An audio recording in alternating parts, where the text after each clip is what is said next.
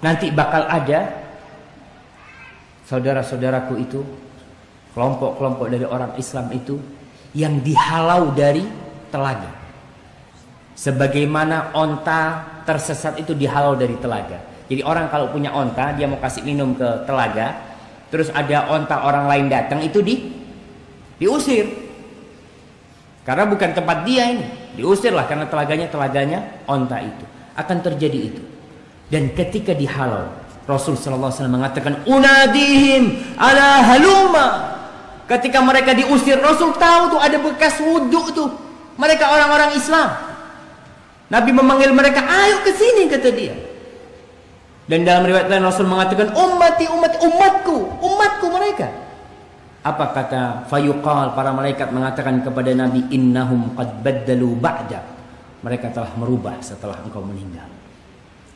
Agama Nabi sudah dirubah dengan mereka. Maka Rasul SAW mengatakan, suhqan, jauhlah.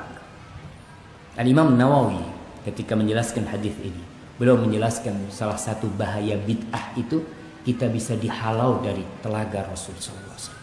Iya, kita wudhu, ada bekas wudhu, kita sholat, tapi ternyata kita membuat ajaran selain ajaran Rasul SAW. Kita membuat agama baru, kita tambah agama Rasul SAW dengan dalih kan baik. Dalihnya itu kan baik. Ini kan baik. Jadi ada hadis lain yang berbunyi, akan datang orang-orang yang aku kenal ke Haud. Mereka datang. Lalu mereka ditarik oleh malaikat, dimasukkan, mau dilempar ke api neraka. Kata Nabi SAW, "Ya Allah, wahai Tuhanku, ini sahabat-sahabatku. Aku mengenal mereka nih. Pernah beriman padaku." Kata para malaikat, Allah menjawab ya, melalui malaikat, maka malaikat berkata, "Hai Muhammad, sesungguhnya engkau tidak tahu apa yang mereka lakukan sepeninggalmu." Ya. Dalam riwayat lain, engkau tidak tahu apa yang mereka telah rubah dari ajaranmu. Maka kata Nabi SAW, suhqan, kecelakaan dan kebinasaan. Siapa yang mengubah ajaran yang sudah aku ajarkan sepeninggalku. Ya, seperti banyak orang sekarang, subhanallah, kalau diingatkan, jangan, Rasulullah tidak buat, enggak apa-apa.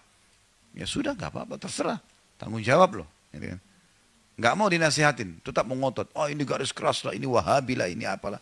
Oke lah, terserah, buat saja. Gitu kan. Yang penting kita sudah sampaikan. Gitu kan. Tapi seperti itu, subhanallah, orang tidak mau diingatkan. Padahal ini hadis jelas. Hadis sahih riwayat Bukhari Muslim masalah ini. Orang yang mengubah ajaran Nabi SAW akan ditolak oleh Nabi, ditolak oleh malaikat yang ditugaskan oleh Allah untuk menuju ke Haud. Bahwa Nabi SAW menyebutkan di hari kiamat nanti ada orang-orang yang dihalangi untuk masuk ke dalam telaga beliau. Yang sebagian mereka, kata Nabi SAW, saya kenal mereka.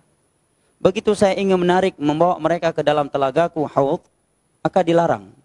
Mereka dilarang untuk masuk ke dalamnya.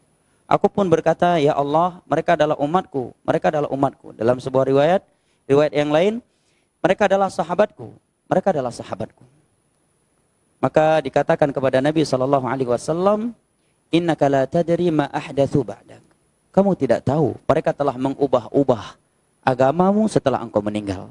Maka Nabi pun berkata, suhqan liman baddala wa ghayyar. Celaka, celaka atau menjauhlah orang-orang yang telah mengubah, mengada-adakan perkara baru dalam agamaku. Adapun yang tidak datang ditolak, bukan Nabi yang menolak, tapi ada malaikat yang menolak mereka. Jadi Rasulullah SAW menunggu, ana faratukum alal haud. Aku menunggu kalian, aku lebih dahulu di telaga, di padang mahsyar. Ya, Nabi menunggu umatnya yang kehausan di bawah terik matahari untuk minum dari telaga Nabi SAW. Tiba-tiba ada orang yang Nabi kenal, Nabi sudah tunggu, ternyata mereka diusir. Maka Nabi berkata, ummati ummati. Dalam riwayat usayhibi. Ya Rasul, ya Allah itu umatku. Ya Allah itu sahabat-sahabatku. Maka malaikat berkata, innaka la tadri ma ahdatsu ba'dak. Kau tidak tahu apa yang mereka ada-adakan setelah meninggalnya engkau. Innahu qad ghayyaru wa baddalu. Sungguhnya mereka telah merubah ajaranmu dan telah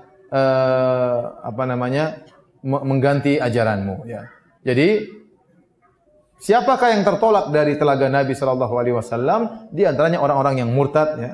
Di antaranya kata para ulama, orang yang merubah ajaran Nabi, yang melakukan bid'ah-bid'ah yang besar seperti bid'ah Qadariyah, bid'ah Khawarij, bid'ah Syiah dan yang lainnya. Ya. Ini dijelaskan oleh Al-Qurtubi, yaitu yang dimaksud mereka adalah orang-orang yang melakukan bid'ah-bid'ah akidah yang benar-benar anggap merubah ajaran Nabi Shallallahu Alaihi Wasallam. Ya, mereka tertolak dari telaga Nabi Shallallahu Alaihi Wasallam karena mereka tidak puas dengan ajaran Nabi. Mereka mengadakan apa? Perubahan. Ya.